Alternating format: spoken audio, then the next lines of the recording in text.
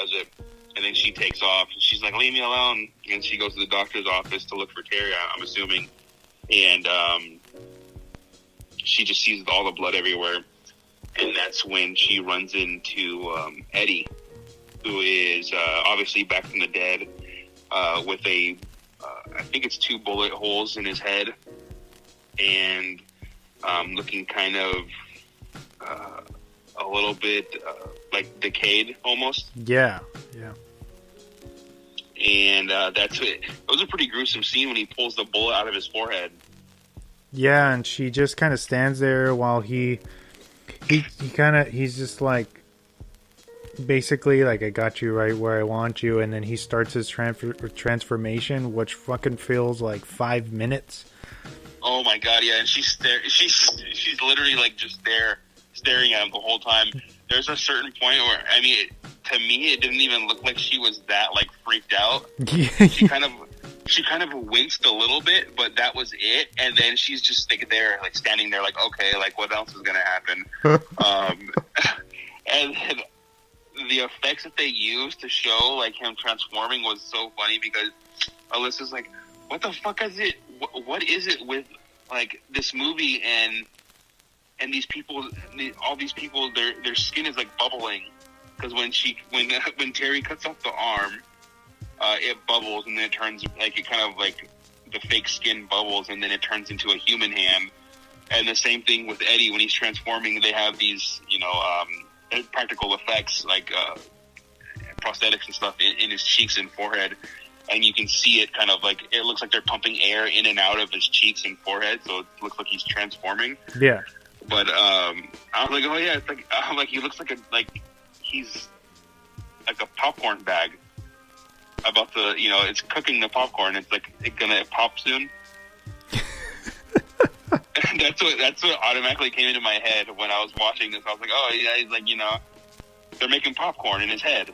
And then it's just his cheeks kept on getting bigger and like, I don't know, it was really funny. The effect, the effect wasn't as, I don't think it was as good as they thought it was going to be. But it was pretty funny. Yeah. But yeah, that whole scene, he's, like you said, it feels like he's there for like around 5 minutes or so. Yeah, it's because they loom. They're using some kind of bladder effects on the, like what you were saying with whether it looks like there's air coming in and out of the pockets, and I don't have a problem with it, but they just they stay there for too long. There should have been some kind of cuts or something to different things happening to different parts of his body, but it just focuses on his face forever. Yeah, they cut to his hand, and then they cut back to his face, and then back to his hand again, and then back to his face, and then like back to his hand, and then over to Karen as she's like staring at his face, and that's about it. And then back to his face, and then yeah. I like when they start doing like where you can see like the snout starting to come out. Yeah, that looks good. But it's just like, it's almost like uncomfortable how long it is. And I'm sure that was the point, I'm sure it was to gross you out because it's the 80s, but it's, I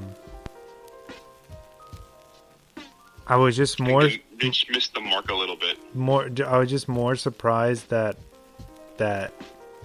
Karen's character just didn't get the fuck or tried to leave, Yeah. Through that entire time. It's like, and you're aware that there's probably some werewolves and this guy's transforming into a werewolf, and you're gonna wait for him to get into his full form where you're literally helpless, like your friend that you just found in the same room, you know what I mean? Yeah, I don't know what she was thinking. Because these aren't like where like the Wolfman, where it's like like a wolf man, but kind of like the normal size. Like it would be like the same size of a dude, but then in a wolf form. It's like a giant towering wolf, like werewolf. You know what I mean? Like that is gonna fucking rip you apart. pretty much. Yeah. But anyway, where were we in the story? So he starts transforming, and then... Yeah, well, she throws acid on Eddie. Yeah, when he's, because he transforms into, fully, but she's already eyeing, like, her way out, so she grabs some acid, throws it on him, and he gets obviously super burned, and then she... Yeah, she runs out, and then she gets captured, because I know Chris arrives, and him and Eddie have, like, a showdown. Yeah, he shows up with the rifle and the silver bullets, and Eddie's face is like half melted off, and he's like, "Oh, here, go ahead." And he's like, "That gun ain't gonna do you any good." He's like, "Here, shoot me right here." And he's like, "No, all right, you missed your chance." And he starts to like halfway transform, and that's when he shoots him.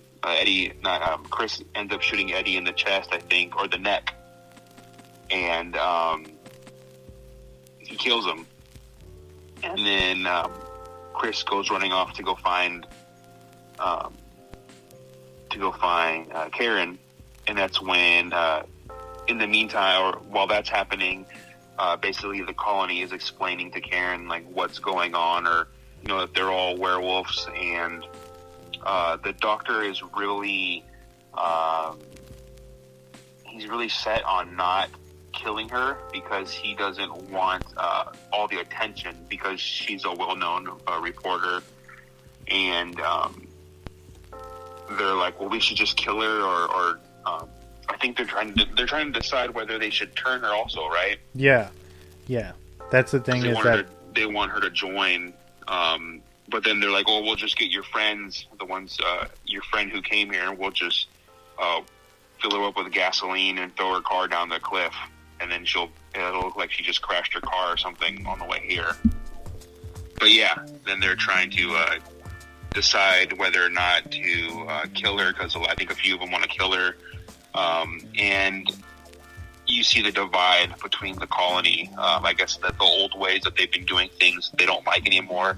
They were told, that they're going to be able to live amongst people or have a good life, but they have to hide in the mountains. It's because the doctor wants to... His thing is that he doesn't want to feed on people because it brings too much attention, like all these people missing, over the area. So that's why they had been feeding kind of like on random cattle, because they show some cattle had been like, like feasted on, but it's like no animal, no like regular, like no wolf or like coyotes doing this. Yeah. And then we find out that it's like the whole colony is in on this big thing, and they're all wolves. Like you said, we see the divide.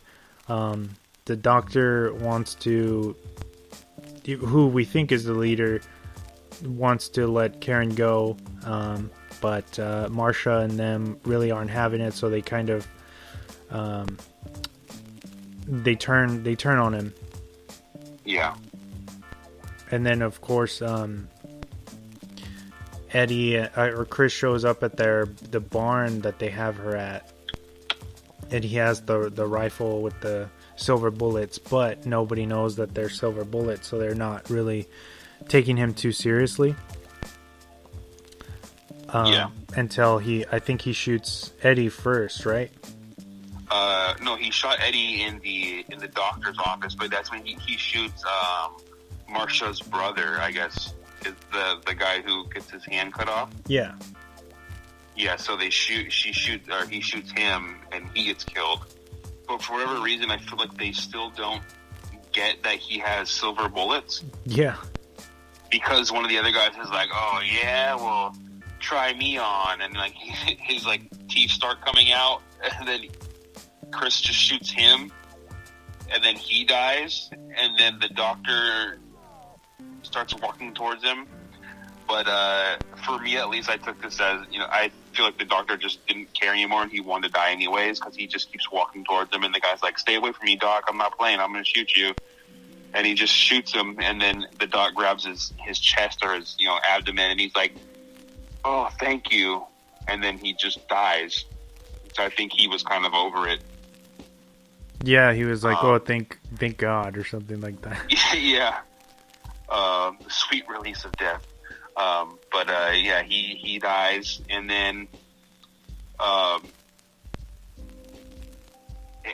it was like super cheesy because then the werewolves just like let her go. The rest of the colony lets her go, and then Chris grabs her, and he's like, "Okay, close the gate, close the barn door," and then they're closing it like super slowly, and then they're kind of the colony, the people who are like halfway transformed, they're kind of just like really like slowly walking to the gate before they close it. And it's like super cheesy. And like, well, like first of all, they're they're werewolves, so they're super quick, I'm assuming. But yeah, and then they lock the gate, and then Chris grabs the gasoline that they're going to use to burn Terry's body in the car with, and then he lights the cabin on fire. Oh, not the cabin, the barn. Yeah, they go around the perimeter and kind of and light it up. Yeah. To burn, hopefully to burn them all while they're inside. Yeah, because it's fire or silver is what kills them, right? I think that's what they're told in the store by Walter or Dick Miller. I think he's the one who tells them that. And did you catch that Chris was watching the Wolfman while Terry was being killed? Yes, I did. That was really cool.